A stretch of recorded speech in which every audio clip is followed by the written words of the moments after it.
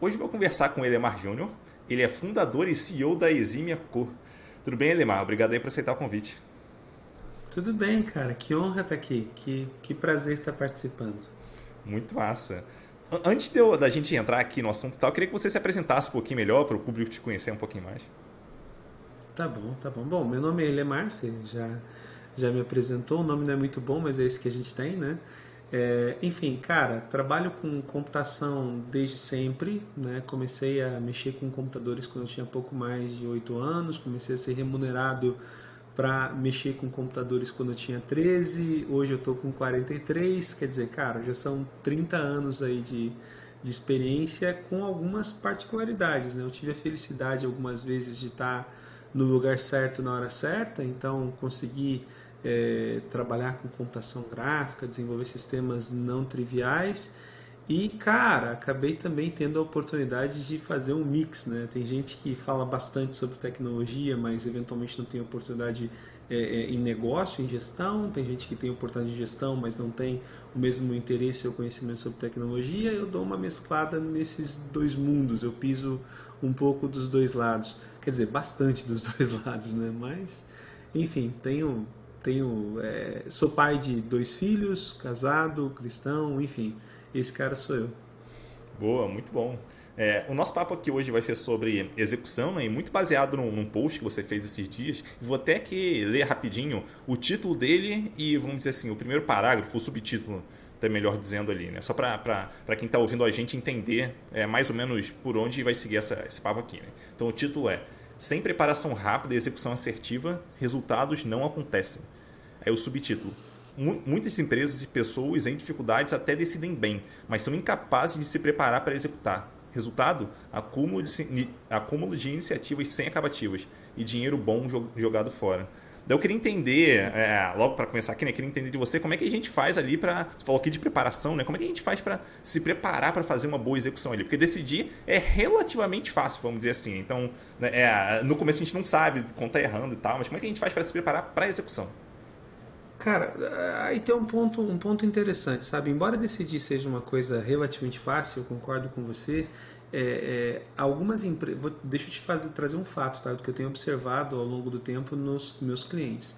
Cara, marca comum em toda empresa em dificuldade: lentidão para tomar decisão e falta de firmeza de propósito, sabe? Isso é uma coisa que eu vejo acontecer de novo há muito, muito tempo, sabe?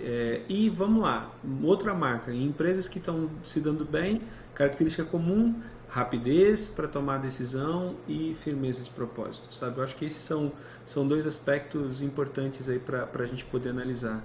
Mas esse ponto é importante, né? Tipo, as empresas às vezes dão uma super valorizada no planejamento, sabe? Você fala sobre planejamento estratégico, muitas empresas pequenas até tentando ser grandes vão lá e fazem um investimento danado para elaborar um plano estratégico, mas elas falham exatamente na hora da execução, né?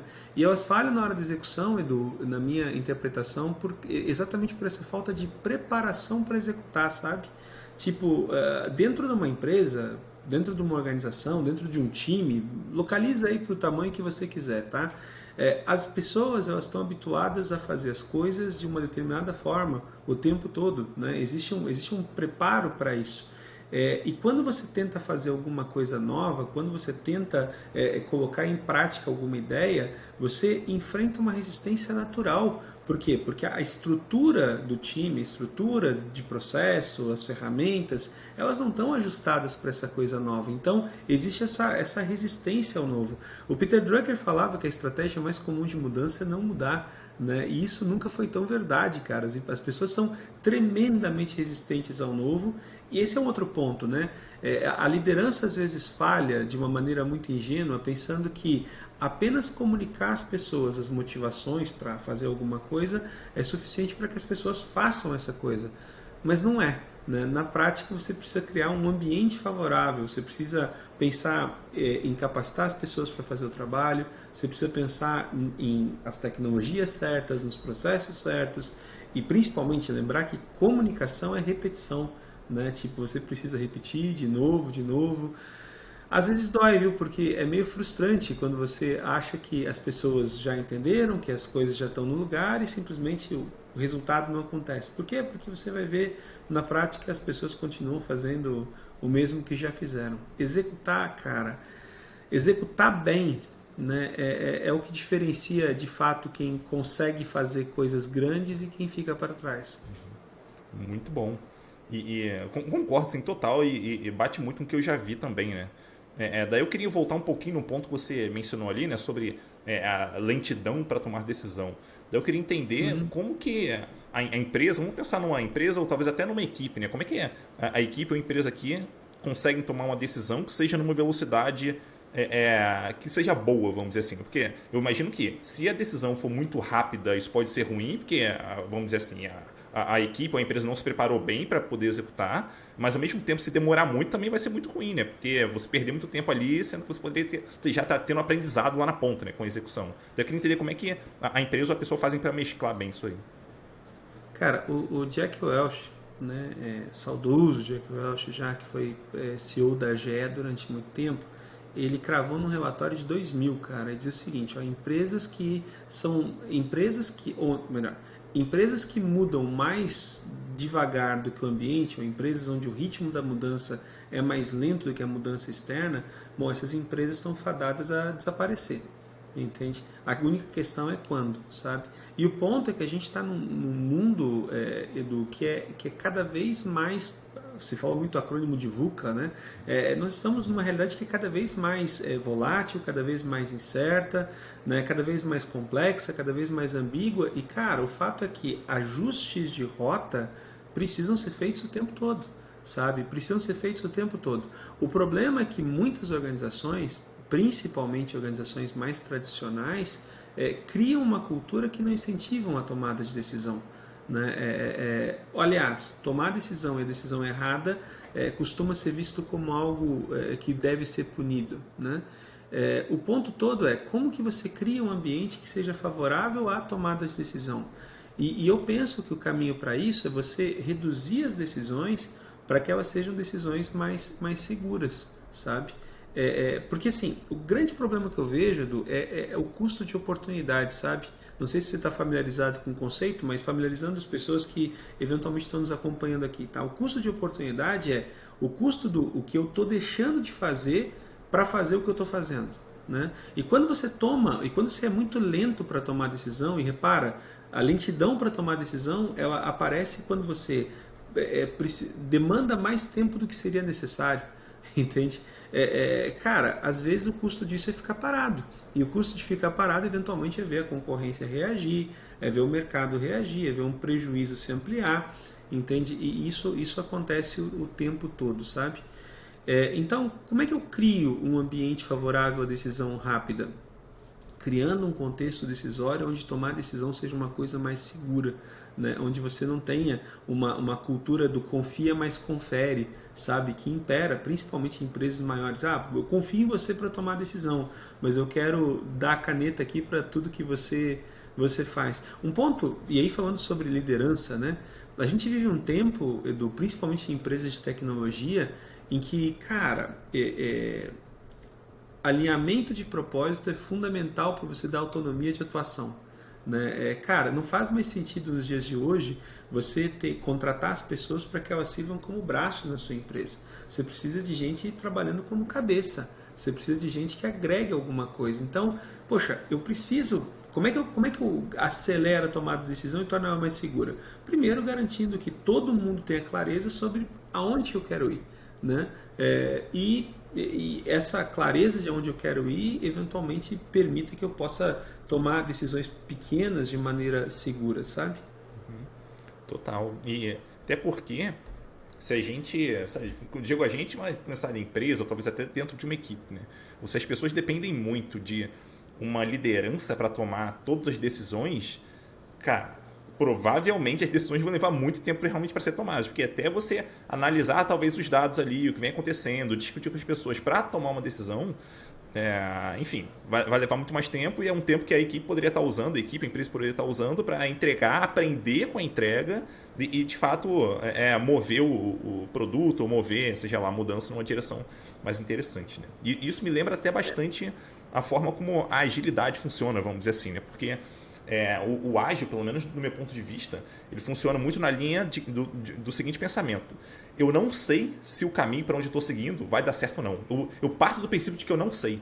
E para eu saber se eu estou no caminho certo ou não, eu preciso de alguma forma fazer uma entrega para essa entrega me mostrar se eu estou seguindo o caminho certo ou não. Se eu não tiver, tudo bem, eu ajusto a rota. E a ideia é justamente essa. Na maioria dos casos, inclusive, a gente vai estar errado em relação ao caminho. A gente vai lá, vai alterando e até chegar no ponto onde a gente acha que, vamos dizer assim, o caminho é realmente aquele, né? E acho que é muito importante deixar isso claro, né? Para acabar com essa coisa de que, olha, a gente vai tomar a decisão perfeita e dada a decisão perfeita, a gente só vai precisar executar para conseguir gerar o resultado que a gente quer gerar. E em muitos casos não é isso que acontece.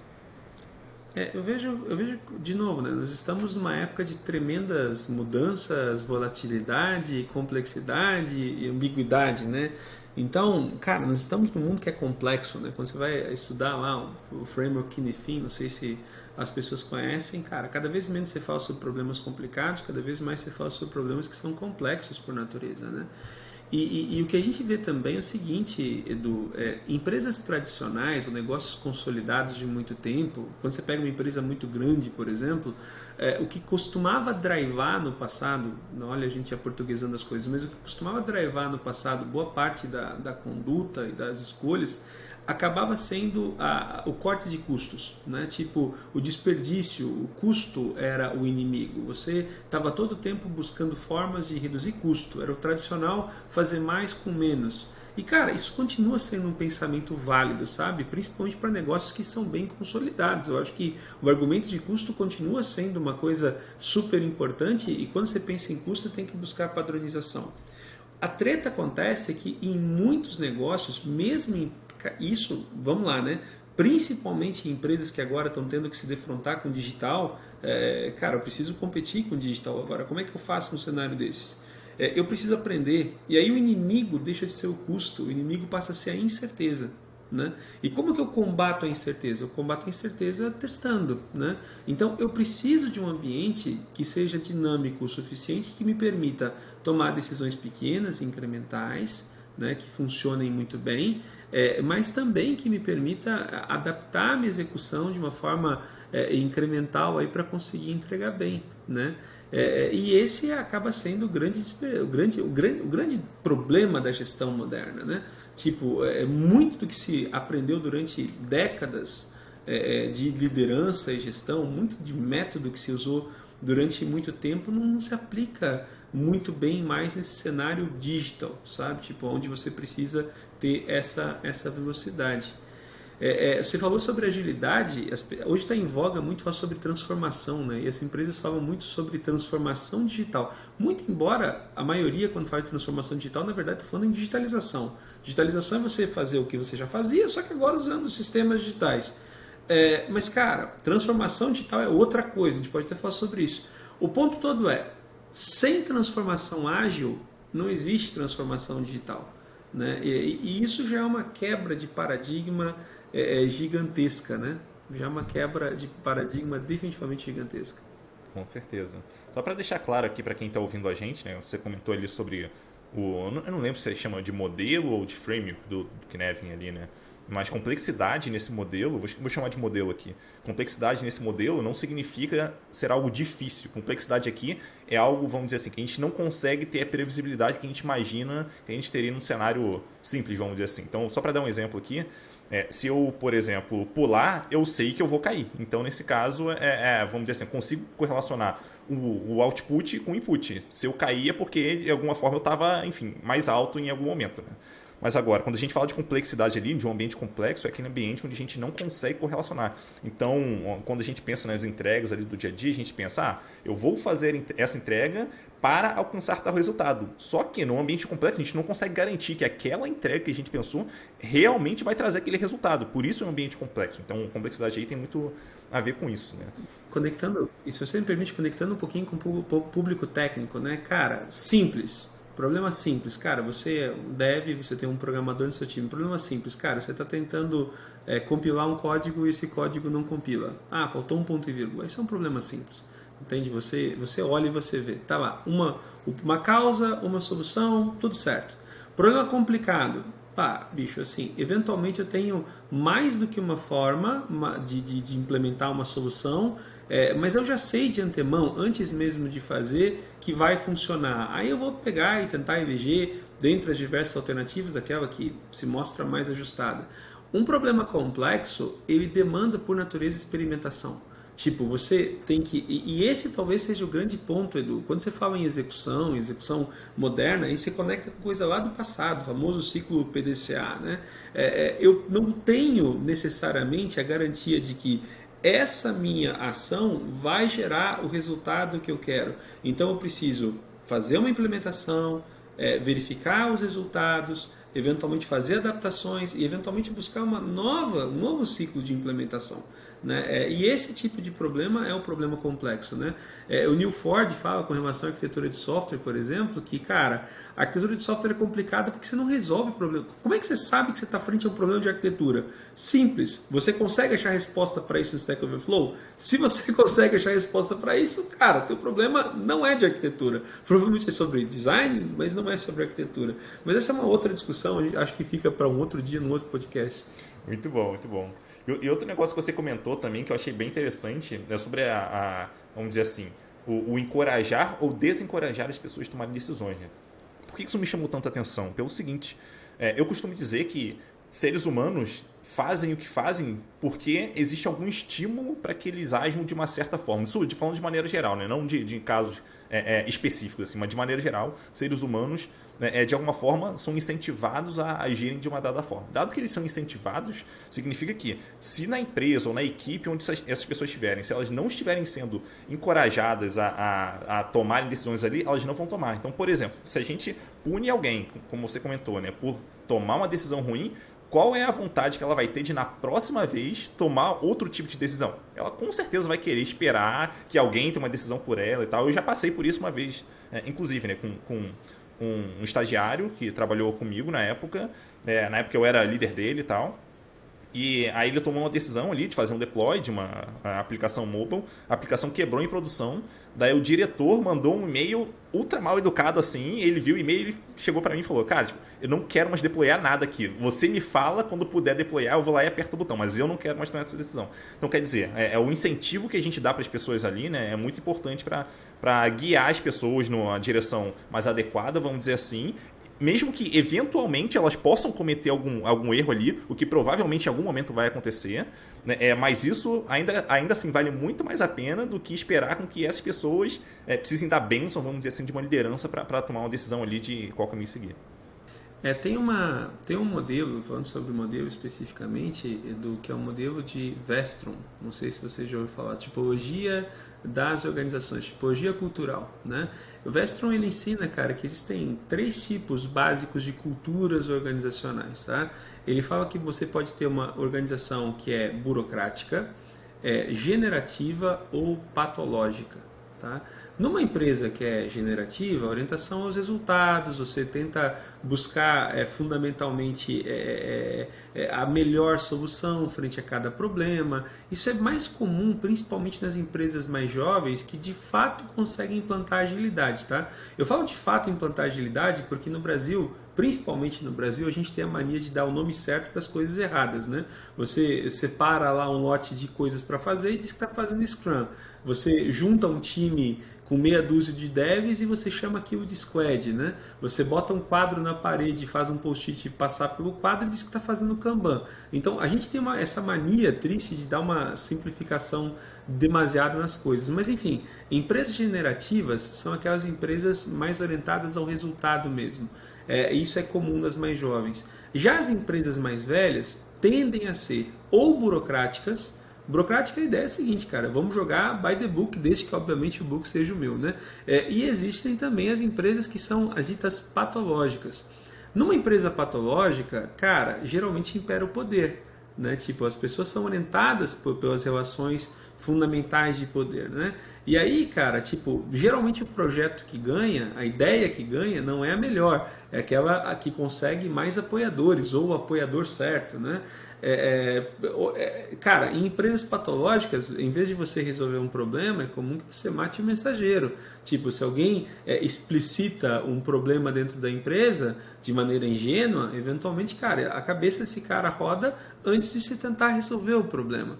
Entende? Então, exige-se da liderança ou de todo mundo que vai ocupar o papel de liderança ter essa inteligência organizacional de reconhecer como é a empresa onde ele está trabalhando, né?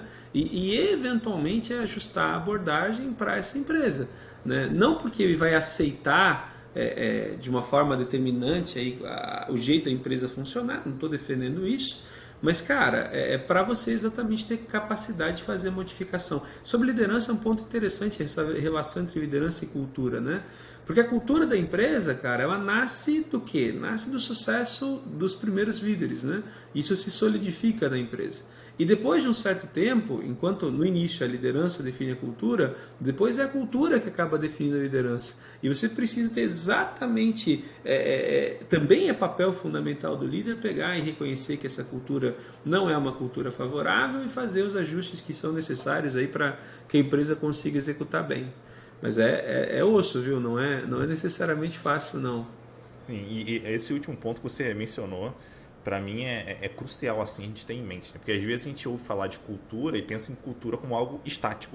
Eu acho que isso é um erro muito grande, porque dependendo de para onde a empresa está indo, a cultura precisa mudar para a empresa conseguir caminhar com mais velocidade naquela direção, né? Para conseguir alcançar o resultado. Então tem em mente de que até eventualmente a gente precisa mudar a cultura da empresa, talvez até trazer pessoas, lideranças, né? Altas lideranças com uma mentalidade diferente para guiar essa mudança é muito importante ali.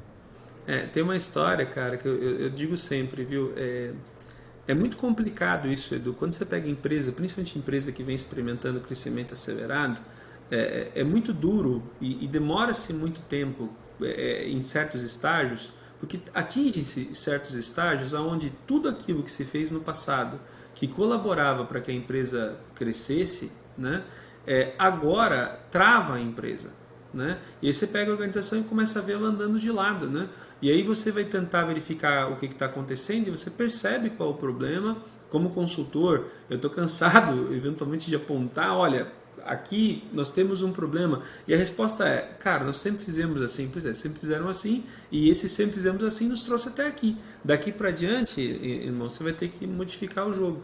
Agora, essa mudança cultural ela é pesada, mas ela é atributo da liderança. Uma cultura de execução, uma cultura voltada à execução, uma cultura voltada à decisão rápida e assertiva, tudo isso sem sombra de dúvidas, responsabilidade da liderança. E voltando ali agora mais especificamente para o momento da execução, né? O que acontece também eventualmente de a equipe ou a empresa decidem executar, fazer de fato uma mudança, mas no meio dessa mudança, no meio do caminho, vamos dizer assim, a coisa meio que vai morrendo ali e tal, vai sumindo cada vez mais até parar e ninguém percebeu que parou, né? Daí como é que faz para a gente, primeiro, perceber que isso está acontecendo e segundo, para tentar minimizar o risco disso acontecer? Cara, eu acho que a coisa pode parecer um detalhe bobo, viu, Edu? Mas eu vejo que a resposta é simples. Tá? Mas ela demanda uma disciplina que é muito incomum, sabe? Que é simplesmente começar a definir algumas boas metas, sabe? Eu preciso tentar definir boas metas com relação àquilo que eu preciso executar. As pessoas precisam, assim, em qualquer empresa, em qualquer cenário, as pessoas precisam saber se estão ganhando ou se estão perdendo. Entende? Vou te dar um exemplo, Edu, sobre cultura ainda e relacionando com liderança. Você sabe que tem duas perguntas, Edu, que eu acho que são tremendamente importantes, mas que as empresas têm uma dificuldade danada para responder. Eu vou te dizer quais são as perguntas. Olha só, a primeira delas. Cara, o que faz alguém ser promovido dentro dessa empresa? Essa é a primeira pergunta. O que faz alguém ser promovido aqui? Cara, assim, ó, a frequência com que eu ouço não sei é gigantesca, sabe? Ou então, cara, as últimas pessoas que foram promovidas por algum tipo de favorecimento, ou porque eram parentes de alguém. Cara, mas a quantidade de vezes que eu ouço um não sei ou algo indefinido é assustadora, tá? E a segunda pergunta, que também é igualmente difícil, é, cara, o que alguém precisa fazer para ser demitido dessa empresa? Entende? Cara, se as pessoas não sabem o que alguém tem que fazer para ser... Assim, e aqui eu estou fugindo do óbvio, né? Tipo, nossa, nessa empresa aqui não é tolerado roubar, não é tolerado comportamentos não socialmente aceitos. Não estou nem defendendo o básico aqui, eu estou falando com relação a resultados, sabe? Tipo, como que as pessoas são percebidas com relação às entregas dela? Como que você avalia as entregas das pessoas? Se você não deixa isso claro para as pessoas, você acaba não criando um incentivo natural para que as pessoas façam as coisas. Ou pior, muitas vezes aquilo que está escrito no quadro, né, aquilo que se fala nos discursos, não corresponde àquilo que de fato é valorizado. Né? Então, poxa, eu crio um incentivo gigante para que as pessoas, em discurso, por exemplo, escrevam testes de unidade, falando sobre engenharia de software, mas, cara, na prática eu estou lá apertando pelo minuto de tempo de programação, entendeu? Tipo, eu não estou valorizando os benefícios dos testes de unidade. Por exemplo, só para pegar um exemplo simples, ou então numa empresa onde você tem vendedores, cara, tipo, é muito comum, poxa, eu preciso que todo vendedor cadastre as informações de relacionamento na ferramenta de CRM.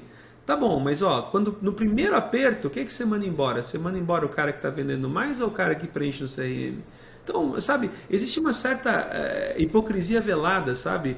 Uma certa ingenuidade das lideranças na hora de definir boas metas, sabe?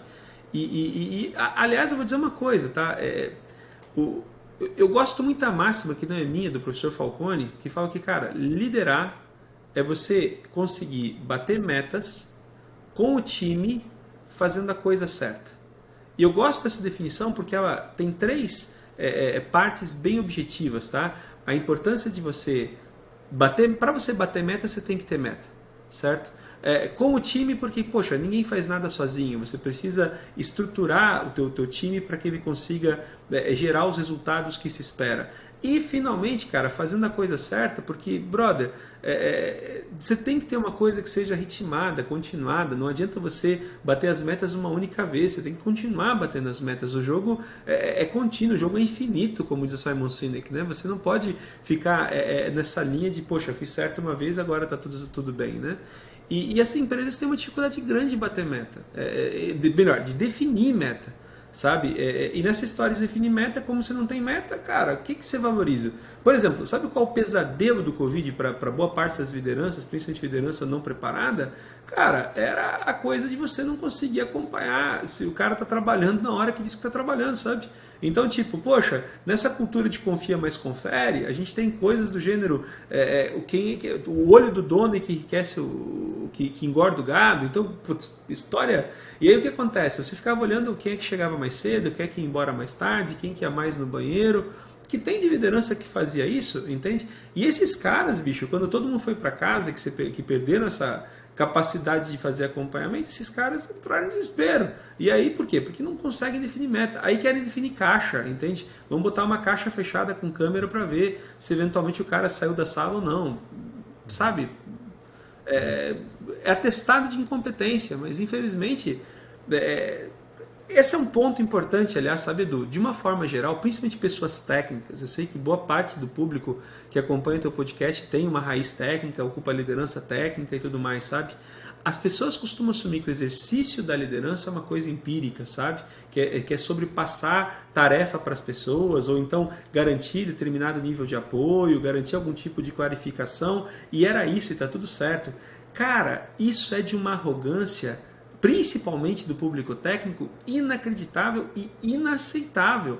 Tem mais método de gestão, de boa gestão e boa liderança, do que existe de programação. Só que a gente acha que não, então faz do jeito que acha que pode fazer. Moral da história, você tem às vezes um cara que é um excelente técnico, que recebe a oportunidade de liderar, porque lidera quem tem seguidores, então o cara passa a executar primeiro algum tipo de liderança informal, daí começa a executar algum papel com liderança formal e o cara falha miseravelmente. Por quê? Porque ele subestima.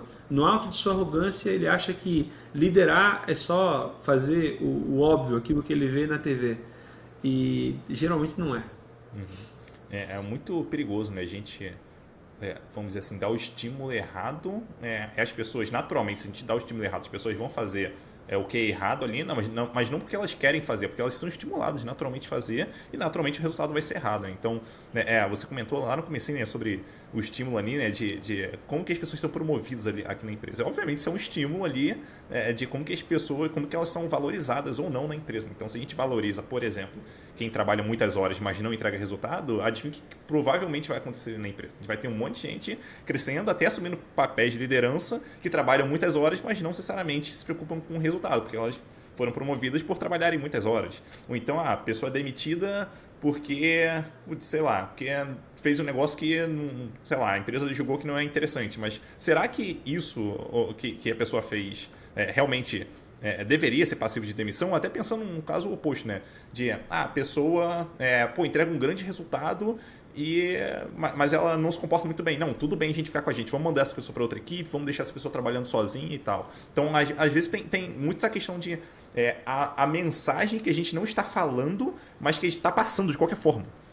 Eu até, assim, pela minha experiência, a maioria das empresas que eu já me deparei por aí, isso falo já tendo trabalhado, né, em várias empresas, que aquelas, vamos dizer assim, toda aquela cultura, né, que estava escrito na parede e tal, aquilo não era necessariamente a cultura da empresa, aquilo era o que a empresa gostaria de ter como cultura, daí ela coloca lá, mas o que acontece no dia a dia, em muitos casos não tem a ver com aquilo. Então as pessoas não necessariamente são promovidas, enfim, se comportando daquela forma. Ou as coisas no dia a dia não acontecem de acordo com o que está escrito lá, mas a empresa gostaria que fosse daquele jeito, porque seria muito legal se fosse assim. Cara, boa parte dessas declarações de intencionalidade, missão, visão, propósito, valores e tudo mais, são coleções de boas intenções. Entende? Tipo, porque são feitas dentro de uma sala fechada e não são executadas, entende? Eu costumo dizer, Edu, que estratégia, né? Estratégia é um padrão coerente para tomada de decisões. Entende? Quando é que você sabe que você tem uma estratégia? Qualquer que seja a estratégia organizacional, estratégia técnica, estratégia da arquitetura, qualquer que seja a estratégia, você sabe que você tem de fato uma estratégia bem formatada quando todas as pessoas que estão envolvidas naquele contexto tomam decisões baseadas nos mesmos critérios. As decisões podem até ser diferentes, sabe? Tipo, um pode optar por A, outro pode optar por B. Mas quando você pergunta para essas pessoas o que elas avaliaram as mesmas coisas, sabe? E é isso que eu quero dizer quando eu falo em alinhamento de propósito que vai dar autonomia de atuação. Eu preciso saber, cara, como que eu vou avaliar se essa solução é boa ou se essa solução é ruim, ou se o resultado que eu obtive foi bom ou se o resultado que eu obtive foi ruim. E aí a coisa da decisão que a gente tinha falado antes, sabe? Tipo, decidir rápido é importante, mas não é fácil, porque quando você decide, você junto tem que estabelecer, cara, qual vai ser o resultado que você quer alcançar. Eu tenho uma empresa, por exemplo, não posso citar nomes, até por uma questão mas é uma gigante no mundo de tecnologia, que anos atrás falava que, nós temos que ser o conselho definiu, nós temos que ser inovadores, né? O que é ser inovador? Agora vamos traduzir, o que é ser inovador? Porque nosso negócio não respeita a tradição, respeita a inovação, tá ligado? Mas o que é ser inovador? Bom, para ser inovador eu tenho que ser assertivo, ou usando uma expressão do inglês que não tem uma tradução direta para o português, que é accountability. Eu tenho que ter accountability, as pessoas têm que pegar para elas os problemas e resolver. E, cara, eu preciso, além de accountability, eu preciso ter tolerância aos erros. Aí, vamos desdobrar isso. Chegou lá embaixo, na hora de começar, por exemplo, a avaliar para o time técnico, o que se entendeu por accountability? Olha só, Edu, eu combinei com você uma entrega para segunda, e você vai fazer essa entrega na segunda. Se você não entregar na segunda, é problema. Entretanto, cara, eu também entendo que você não vai ser perfeito. Então, eventualmente, essa solução que você me entregou pode ter um bug e tá tudo bem. Como é que isso se traduziu na prática? Se traduziu com o dev, que chegava na sexta-feira, sem nem ter iniciado uma tarefa ainda que deveria ter entregue na sexta-feira, abria os arquivos, fazia um pull request para arquivo vazio e deixava o build estourar. Por quê? Ele entregou no prazo e o build falhou. Poxa, não é culpa minha, entende? Então, esse tipo de coisa, cara, esse tipo de cuidado, de definição, cara, como que eu defino de uma maneira clara para o time, menos subjetiva, sabe? Cara, o que é ser inovador? O que a gente quer de fato falar por tolerância ao erro? Né? Como que a gente traduz isso? Tem uma outra coisa, se você me permite, que é a diferença entre lag measure e lead measure. Não sei se você já ouviu falar essas expressões, mas lag measure é quando você está... Por exemplo, Elemar, não sei se dá para perceber, mas eu sou um cara gordinho, sabe? Poxa, eu quero emagrecer, eu quero, sei lá, perder 20 quilos, vai? Vai, Edu, você é meu preparador físico aqui agora, tá? O que eu preciso fazer para perder 20 quilos, Edu? Me dá 3 sugestões aí. Vamos lá, fazer exercício físico regularmente, se alimentar... Ok, não. Fazer exercício regularmente é boa, mas vamos tentar ser mais precisos, tá? Tipo, por semana, quantas vezes academia? Vamos lá, 3 vezes na semana, para começar. 3 vezes na semana. Cara, 3 vezes na semana fazer academia. Aeróbico, provavelmente, né? Tá bom. Vamos lá, o que mais? Vamos ver, se alimentar bem ao longo da semana, mas aí talvez já não seja tão específico assim, né? Dá para melhorar um pouco. Pois é. Não, pois é. O que seria me alimentar bem? Tipo, vamos facilitar, tá? Fazer uma composição de prato lá com uma porção reduzida de proteína, uma porção reduzida de carboidrato e rica em salada. Tá bom, beleza. Vou comer assim. Agora, vamos lá, Edu. Você sabe que comer certo assim todas as vezes é quase impossível, certo? Quantas das 14 refeições, assumindo almoço e jantar da semana, em quantas eu tenho que comer certo? Para começar, vamos colocar 8. Em 8, beleza. Então 8 vezes comendo certo e sem chutar o balde das outras 6, pelo amor de Deus. Beleza. Me dá mais uma. Mais uma coisa que você acha que eu devo fazer. Pode ser descansar suficientemente bem, então dormir pelo menos, sei lá, entre 7 e 8 horas à noite. Dormir 8 horas por noite, todas as noites, vamos lá, com tolerância vamos lá, de novo, tem que admitir que eventualmente eu tenho uma falha aí, tá? Então, sei lá, dormir bem 8 horas durante 6 noites na semana? Pode ser. Tá bom? Uhum. Olha que interessante, ó.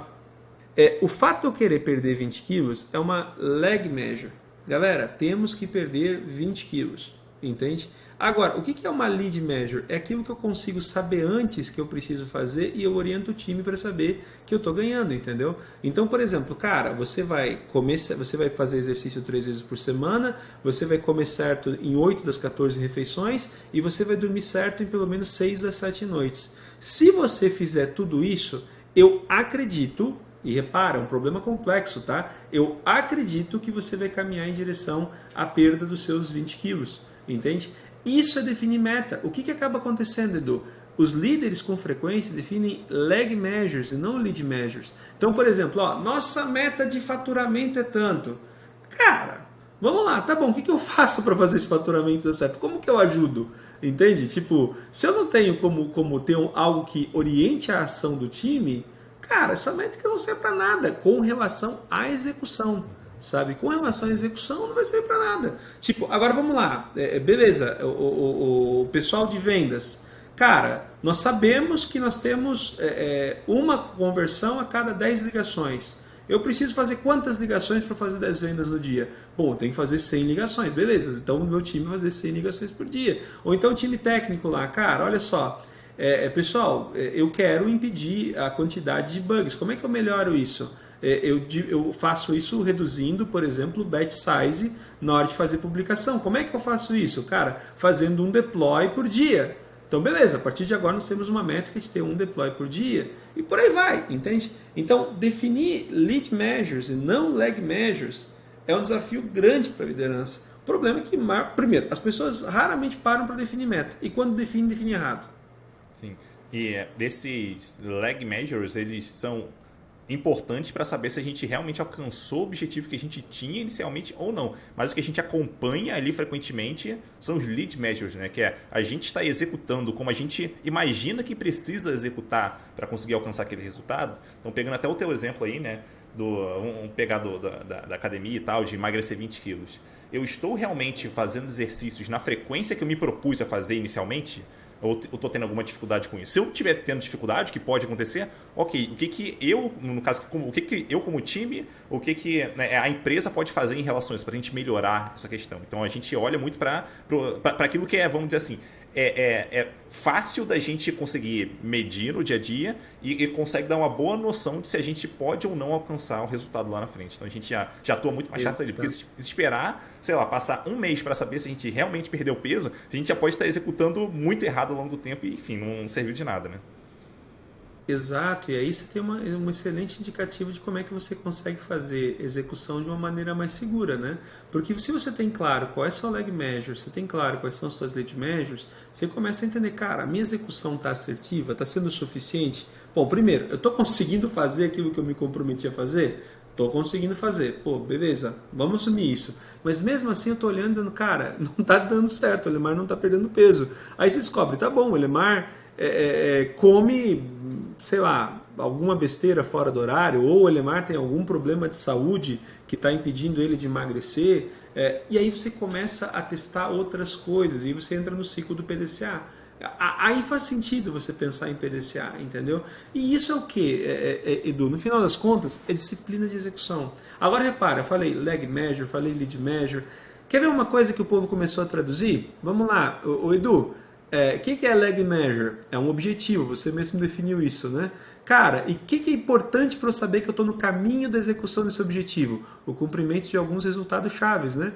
Então, leg measure, lead measure é uma coisa velha pra caramba, só que de uns tempos para cá o povo chama de OKR, né? De OKR. Vou definir a gestão com base em OKRs. Só tem uma treta aí, né? A galera não sabe nem definir meta. Quanto mais tentar trabalhar com OKR. Bota uma metodologia, você vai ver os OKRs são todos furados. Por quê? Porque você não tem nem leg measure, nem lead measure, e pior, às vezes a measure que está se fazendo não importa para ninguém, é a métrica da vaidade. Sabe, se definiu, por exemplo, eu quero 80% de cobertura de testes em cima da minha base de código. Tá bom, para que o cara pálida? Porque eu ouvi dizer que é importante. Então. Muito bom, muito bom. Isso com certeza vai ser bem útil ali para quem estiver ouvindo a gente e tiver, enfim, com algum problema ali na equipe, alguma dificuldade ali, pode pensar, pô, beleza, eu preciso fazer mais testes, eu preciso fazer, sei lá, alguma mudança aqui na arquitetura, como é que a gente consegue medir ao longo do tempo se essa execução está boa e que talvez a gente consiga alcançar o resultado. Então, muito bom ponto. Agora falando um pouquinho aqui de, vamos dizer assim, diferença, né, entre empresas grandes e de startups, empresas que são menores, né? Então, você chegou a comentar mais cedo sobre empresas burocráticas e tal ali, um ambiente mais burocrático. Daí eu queria entender se quem estiver ouvindo a gente tiver uma empresa mais pesada nesse sentido, né, mais burocrática ali, empresa mais velhona, vamos dizer assim. Não necessariamente velho significa ruim aqui, só para deixar claro. Mas se a pessoa estiver numa empresa dessa, o que ela poderia, onde que ela poderia, vamos dizer assim, mexer ou tentar mexer ali para tentar tornar as coisas um pouquinho mais rápidas, né? Pensando que se a empresa ela não conseguir fazer experimentos numa boa velocidade, conseguir executar bem, possivelmente alguma startup eventualmente vai tomar, se não o mercado todo, pelo menos boa parte do mercado daquela empresa. Existe um excelente livro que eu recomendo para pessoas técnicas, tá? Chamado The Pragmatic Programmer. Aliás, eu estou fazendo uma leitura comentada, estou soltando lá até algum material sobre isso há algum tempo. E, cara, um dos princípios da filosofia pragmática, ou da abordagem pragmática, é que você tem a responsabilidade de assumir o controle da gestão da sua carreira. Tá? Você é responsável por gerenciar a sua carreira. Não dá para terceirizar isso para a empresa. Tá? Vamos lá. Até dá, tá? Só que você pode até não ser inocente, mas geralmente botar a culpa nos outros não vai te ajudar a resolver o problema, sabe? Então, vamos tentar buscar uma abordagem um pouco mais efetiva. Como é que você faz isso na prática, tá? Depende, cara. Tipo, tem lugares em que, de fato, a resistência à mudança é algo que é muito grande. E aí, como diz o Martin Fowler, tá? Quando você não consegue mudar a empresa, talvez seja a hora de mudar de empresa. E esse é um ponto que a gente tem que conseguir julgar. Por outro lado, eu falo que você sempre pode colocar o óculos preto da desgraça ou o óculos cor-de-rosa da oportunidade. Você pode olhar uma situação e perceber aquilo como sendo um tremendo obstáculo ou então como sendo uma tremenda oportunidade de se destacar. Eu vejo que, cara, é muito mais fácil você se destacar quando você está num lugar onde o mato é alto, sabe? Então, tipo, eu vou atacar uma empresa que está com problema atacando onde estão as dificuldades. Sabe, tipo, uma empresa com mais problemas é onde eu tenho mais oportunidades. É claro que isso depende muito do perfil da pessoa e o que ela está buscando fazer, tá? Mas respondendo de uma forma efetiva, Edu, sobre a sua questão de fazer as coisas funcionarem de uma forma um pouco mais prática, o desafio é outra coisa, tá? Que é saber vender. Muitas pessoas, principalmente pessoas de tecnologia, e eu criei até uma mentoria um tempo atrás chamada Tech Biz para poder falar sobre isso, né? Elas ignoram a importância de saber vender seus argumentos para as pessoas do negócio, entende? Não tem para nós técnicos com frequência falta empatia mesmo, sabe? Para traduzir aquilo que a gente está falando para uma forma que a pessoa que está ouvindo consiga entender, né? Então aprender a vender é importante. Tem um ponto interessante, Edu, assim até para compartilhar. Você conseguir participar de um projeto bom, você tá num projeto bom, é sinal de que você tem a competência para estar naquele projeto. Então, cara, para você estar nos projetos bacanas, você precisa ser competente no que você faz. Isso é base, tá? Agora, os projetos aos quais você é convidado, o seu índice de sucesso, a grana que você ganha, tem muito mais relação com a percepção que as pessoas têm de você do que necessariamente do que você é de fato, entende? E o que eu conheço de gente técnica, brother, que tem até o argumento certo, mas vende da pior forma possível, é gigantesca, sabe? Então, como que ou qual é o primeiro passo, já que não existe uma resposta definitiva e ampla para a pergunta que você fez, mas qual que seria o primeiro passo para efetivamente eu conseguir mudar as coisas e executar os projetos e implantar as ideias? Cara, aprender a vender isso de uma forma correta, né? Não é simplesmente mostrando numa primeira visão que as pessoas vão entender e comprar. Uhum. E só para deixar claro aqui para quem está ouvindo para a gente também, que vender não significa só usar os melhores argumentos racionais, né? A gente tem que pensar que o ser humano é um ser bastante emocional, então a gente tem que considerar isso também na hora que a gente quer vender uma ideia ali, uma iniciativa, ou vender que a gente é bom o suficiente para participar de um projeto. Então, relacionamento com as pessoas é importante, você ouvir o que elas têm a dizer, ou o receio que elas têm, enfim, em relação a alguma ideia que você tenha também é importante. Tem muita coisa ali que dá para fazer, que tem a ver com vendas, mas que não tem a ver necessariamente com trazer os melhores argumentos. Tem um ponto, aliás, quase nunca tá? Tipo, se você for pegar estudo de retórica, e agora a gente vai filosofar, tá? Mas se você pegar estudo de retórica, cara, Aristóteles já ensinava lá atrás que a retórica tem 3 elementos, né? Ela tem o logos, que é exatamente o que você está falando, cara, são os melhores argumentos, certo? Tem os melhores argumentos. Você tem o pathos, que é, cara, quanto você é apaixonado por aquela coisa. E você tem o ethos, que é, na verdade, o seguinte, é como que as pessoas te percebem. Então, olha só, o que o Aristóteles defendia é que mais importante do que você saber a resposta ou ser apaixonado pelo problema é você conseguir despertar nas pessoas uma imagem de credibilidade, de que você sabe do que você está falando, entende? E com muita frequência as pessoas não sabem, entende? Então, se você pegar alguém que não tem, se você vai ouvir, é muito mais fácil se você pegar 2 pessoas com opinião, para pegar uma opinião. De um lado você tem um cara vestido de, sei lá, metaleiro, e do lado você tem alguém vestido com uma roupa de cirurgião. E esses 2 caras te dão uma opinião rápida sobre um espirro que você deu ou sobre uma queda que você teve. Quem você vai ouvir? O cara que está vestido de metaleiro ou o cara que está vestido de cirurgião? Sendo muito honesto, não é o argumento, cara. Você, até porque assim, ó, assumindo que a sua opinião faz diferença, ela faz diferença exatamente porque você sabe de coisas que as pessoas não sabem. Entende? Então, você não pode partir do pressuposto que as pessoas que estão avaliando vão conseguir entender o que você está dizendo, né? As pessoas vão precisar avaliar com base no que você está entregando para ela.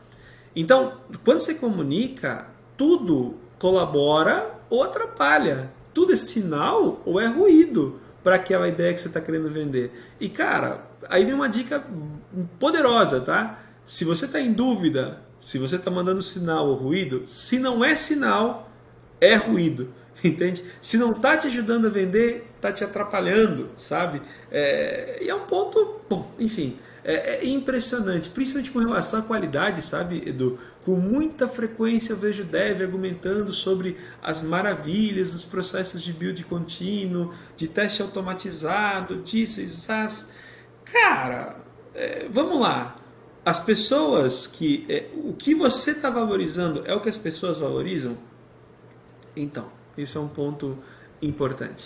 Muito bom. Só não vou entrar mais nesse ponto aqui, porque eu acho que vale gravar um episódio só sobre isso no futuro. Mas enfim, continuando aqui, trazendo o último ponto para a gente discutir como saber se a gente está no momento ali. Porque assim, quer queira, quer não, a gente quando está executando pode perceber que talvez valha a pena desistir e tal, seja lá pelo motivo que for. Né? A gente descobre alguma coisa ali que a gente percebeu que aquele caminho é interessante e tal, mas como é que a gente decide? Vale a pena continuar a execução ou melhor parar nesse ponto? Cara, essa resposta não é das mais fáceis, tá? Eu tô tentando hoje, Edu, fugir do depende, tá? Eu vou tentar me manter fora do depende aqui também. Assim, na prática, o grande ponto é você avaliar a qualidade dos seus resultados. E eu volto aí à questão das metas, entende? Tipo, o ritmo que eu tô me aproximando da minha meta é suficiente, é o adequado, está de acordo com o que eu esperava, está de acordo com a minha meta. Se eu percebo que a minha abordagem não tem muito sucesso, se eu não estou batendo, chega me aproximando da minha meta, o negócio é mudar de rumo, sabe? É a diferença entre perseverar e teimar. Né? Teimar, cara, tipo, pô, qual a diferença entre perseverança e teimosia, cara? Teimosia, pô, fui lá e bati com a cara na parede, mas eu continuo acreditando que eu vou bater com a cara na parede e em algum momento alguém vai me parar. Não vai, sabe? Então, essa avaliação crítica, ela é fundamental. E aí volta de novo, Edu, a importância de estabelecer boas metas, porque se as metas não estiverem bem determinadas, você fica num aspecto subjetivo e você abre espaço para as preferências. E aí, irmão, bom, você sabe que em qualquer área, principalmente na técnica, a gente vive uma fogueira de vaidades, né? Tipo, por que você quer fazer assim? Porque eu gosto. Por que você quer usar Kubernetes? Porque é importante, todo mundo está usando, né? Outro dia eu gravei um vídeo falando sobre isso, sabe? Tipo, meu principal argumento para defender uma tecnologia, tipo, no passado, bem passado, tá? 2008, 2009, eu defendi uma tecnologia chamada Silverlight. Tem uma tatuagem, e assim, quase, uma cicatriz gigantesca de Silverlight, sabe? E o meu argumento para Silverlight era, cara, Netflix usa, né? Pois é, só me esqueci de um detalhe, a empresa onde eu trabalhava não era Netflix. Sabe? E o que fazia sentido para eles não fazia para a empresa onde eu trabalhava. Então, a meta me ajuda a manter a serenidade. Com certeza. Teve uma empresa que eu trabalhei, isso para trazer uma história aqui, deixar até mais claro isso para o pessoal que está ouvindo. Né? Uma empresa que eu trabalhei, onde eu vou tentar não entrar em muitos detalhes aqui para tentar não expor a empresa, né? Mas a gente tinha um objetivo ali de conseguir fazer uma certa comparação, vamos dizer assim, né, entre, vamos dizer assim, dois textos. E aí, beleza, a gente criou uma forma lá, enfim, um algoritmo com inteligência artificial e tal, que analisava e comparava, a gente fazia as marcações manualmente para ele ir aprendendo com aquilo e tal, pô, beleza. A nossa expectativa é que, naquela época, era que a gente fosse usar isso para fazer todas as comparações dali para frente, porque antes elas eram feitas manualmente, né, essas comparações. O que, obviamente, custava muito para a empresa, porque muita gente tinha que trabalhar nisso, né, e demorava. Então, beleza, vamos tentar fazer isso de forma automática. Aí a gente criou um método alternativo para ele ir aprendendo, enfim, e fazendo essas comparações de uma forma mais rápida. Aí, beleza, a gente foi alimentando isso, evoluindo ao longo de, em torno de um ano, trabalhando nesse projeto, para arredondar. A gente trabalhou por um ano nesse projeto. Quando a gente terminou esse um ano, vamos dizer assim, a gente, agora vamos botar na rua, vamos testar isso aí e ver como é que vai ter resultado. Porque agora o resultado vai vir direto, vai ser fácil agora.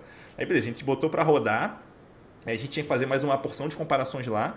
Eu lembro que quando a gente botou para rodar, a gente deixou rodando lá. Em uma semana, aproximadamente, a gente vamos ver aqui, em 1 ou 2 semanas, vamos ver quantas comparações que ele já cravou aqui, que ele já disse que uma coisa, um texto é igual ao outro, ou parecido com o outro. Né? Daí a gente foi ver, tinham 8 comparações certas, alguma coisa assim. Peraí, 8 comparações em 2 semanas? Cara, tem uma coisa errada, não é possível isso. Daí a gente percebeu que, infelizmente, a forma como a gente tinha imaginado de resolver o problema não se resolveria. E pelo que a gente conhecia de tecnologia, na época a gente não conseguiria resolver esse problema dessa forma. Então, quer dizer, a gente passou um ano trabalhando num projeto que a gente deveria ter desistido muito antes. Talvez com 1, 2 semanas de projeto a gente já poderia ter chegado a essa conclusão e desistido. E até em retrospecto, né, eu já pensei várias vezes nesse projeto em como que a gente conseguiria chegar a essa conclusão muito mais rápido.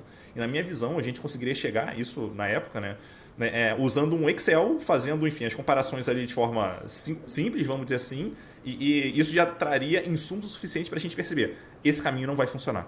Sabe? Aqui eu tentei simplificar muito, não dá para ter essa noção, mas tendo trabalhado no projeto eu consigo afirmar isso. Né? Então a gente conseguiria ter tomado essa decisão muito antes. Né? Então essa coisa de ter, vamos dizer assim, botar na rua, ver a coisa rodando, talvez seja a forma mais interessante ali que eu consigo imaginar de perceber que realmente a coisa não está seguindo no caminho que ela precisa seguir para a gente alcançar o resultado que a gente precisava. E se estiver muito distante aquilo que a gente imaginava, cara, talvez seja melhor parar aqui, repensar o que a gente está fazendo, como eu já fiz em algumas equipes onde eu trabalhei, ou até abandonar, porque, cara, isso aqui esquece e vamos tentar pegar um outro projeto que tem um potencial maior de trazer, enfim, resultados para a empresa. Então, eu sou muito dessa linha de eu só acredito depois que eu vejo rodando, depois que eu vejo realmente resolvendo o problema. Então, quando o resultado não vem, é porque talvez a gente deva realmente abandonar.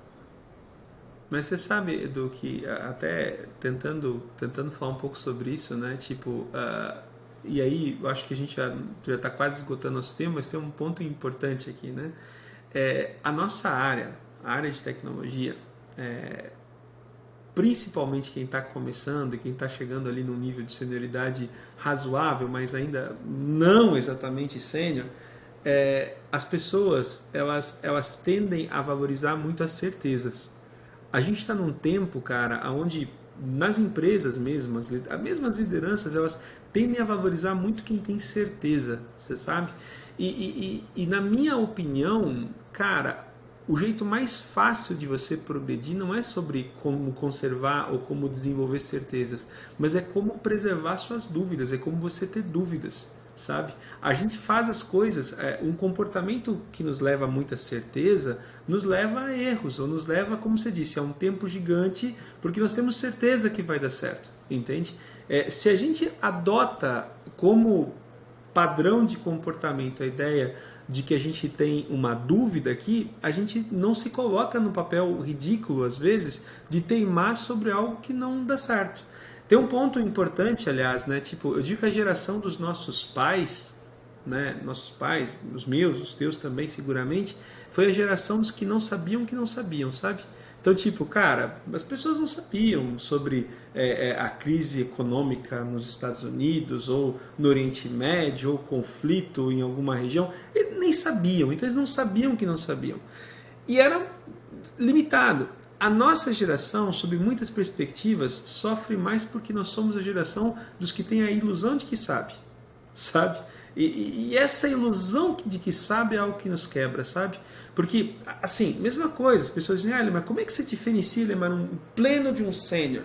Né? Cara, vamos lá, o pleno sabe usar a tecnologia, o sênior também. O sênior consegue ajudar o time, o pleno também. O pleno consegue, eventualmente, ajudar o negócio a determinar requisito, o sênior também. Agora, aqui vem a diferença, tá? O pleno sabe fazer o certo. O sênior sabe quando é necessário fazer errado. Entende? Esse é o grande ponto, cara. Tipo, é como você disse, eu tenho que testar e validar no Excel, bonitão. Eu consigo testar no Excel. Ah, mas não vai me dar a precisão que eu consigo num modelo matemático com R. Mas, cara, pelo menos dá para eu ter uma ideia, um cheiro de se eu estou no caminho certo ou se eu não estou no caminho certo. Essa obsessão de ter certeza de que você está no caminho certo, de que você é infalível, é o que faz você quebrar a cara. Né? E aí, eventualmente, o prejuízo é seu, às vezes o prejuízo é da empresa. E hoje em dia, cara, em uma startup, como você falou, né, cara, numa startup, brother, eventualmente se decreta o fim da startup. Imagina, um ano inteiro trabalhando num projeto que não para de pé. Uhum. Cadê orçamento para poder suportar isso, né? Exatamente. Bom, queria te pedir para você passar a sua mensagem final aqui, Lemar, para você fazer o teu jabá, fica à vontade. Bom, eu quero mais uma vez agradecer, viu, Edu, pela honra e privilégio desse bate-papo. Gostei pra caramba, né? Eu espero que as pessoas que nos acompanharam tenham encontrado também. Existe o meu blog, blog.elemarjr.com. Existe a minha empresa, que é Eximia, eximia.co. Existe o canal da Eximia no YouTube, youtube.com/eximiaco. Eu estou em todas as redes sociais como ElemarJR, Twitter, Facebook, LinkedIn, todos os lugares você me encontra como Elemar Júnior. Vai ser um prazer ignorar todo mundo que me mandar mensagem. Brincadeira. Vai ser um privilégio também conversar com o teu público e fazer essa conversa continuar, né? Porque essa é a grande proposta. A gente teve aqui um bom bate-papo. Eu adorei. Não sei se você gostou, Também. mas fica mais gostoso com o feedback e com o envolvimento das pessoas. Muito bom. Eu vou deixar todos os links de YouTube, LinkedIn, vai estar tudo nas notas de podcast. Então, se você está ouvindo a gente e quiser acessar, é só entrar lá e clicar. Um abraço, Alemar. Muito obrigado pelo papo aqui e até a próxima. Até.